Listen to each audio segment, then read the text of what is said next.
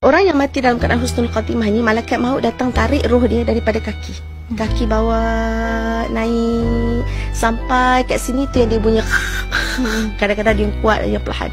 Dan Nabi sebutkan, orang yang mengalami sakaratul maut ni, sakarat ini, dia sakit sangat-sangat. Tetapi untuk roh orang yang keluar dalam kematian husnul khatimah, dia akan laju seperti mana kita tuang air dalam bekas.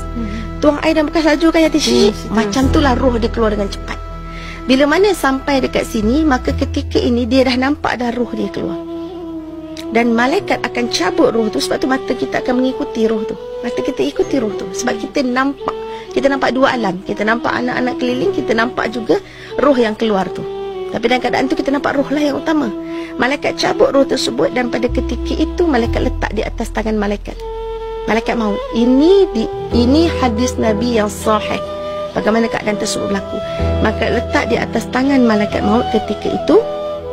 Dan sebab itu juga kita disunahkan untuk banyak-banyak ziarah orang yang sedang nazak, supaya kita tahu ketika itu macam mana keadaan kita akan hadapi nanti.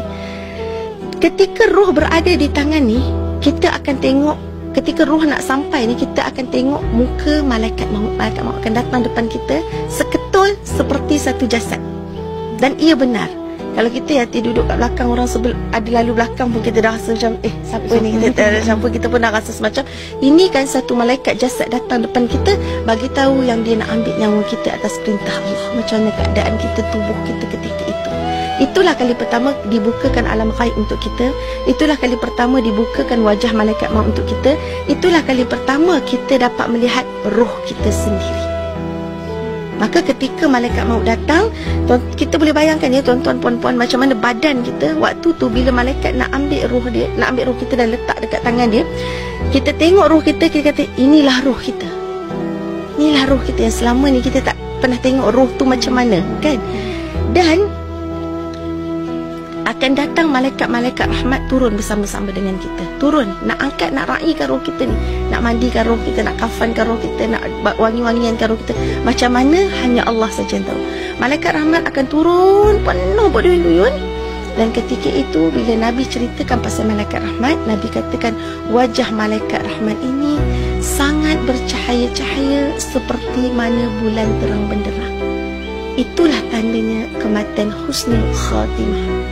Tetapi bila datang malaikat azab berduyun-duyun dan wajah mereka ini hitam pekat, ketahuilah bahawa kematian itu kematian su'ul khatimah, kematian yang sangat buruk dan celaka. Jadi pada ketika itu kita dah sebenarnya tahu antara tempat kita di syurga atau di neraka. Walaupun kita akan melalui banyak proses lagi. Selepas itu juga roh itu akan mula melihat di mana anak dia berada. Tengah main game ke, tengah tengok TV ke, tengah gaduh pasal harta ke, ataupun anak dia duduk di sisi-sisi dia untuk membacakan Yasin, untuk doakan kebaikan. Subhanallah.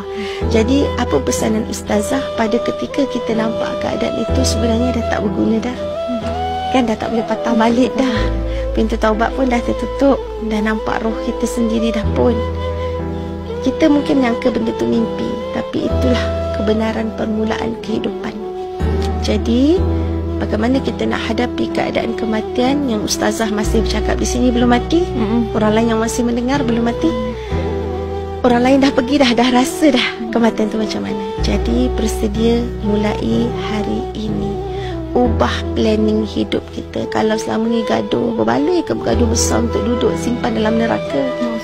Berbaloi ke untuk ucap benda-benda kotor, pukul isteri, isteri tengking suami, anak biadab dengan mak ayah, zakat kedekut nak keluar untuk kita dibakar dalam api neraka? Belum cakap pasal bakar, baru nak ambil nyawa pun dalam keadaan azab. Sangat tak berlalu, kan? Jadi mulai hari ini azam untuk jadi orang baik, orang soleh. Saya bukan orang baik, tapi saya nak jadi lebih baik di sisi Allah. Bantu saya, Allah bantu saya, bantu saya. Bila kita lebih minta bantuan dengan Allah, Allah ya Fatah, Allah ya Fatah, Allah ya Fatah, Allah buka jalan, Allah buka jalan, Allah buka jalan, Allah akan beri kita bantuan, insya-Allah.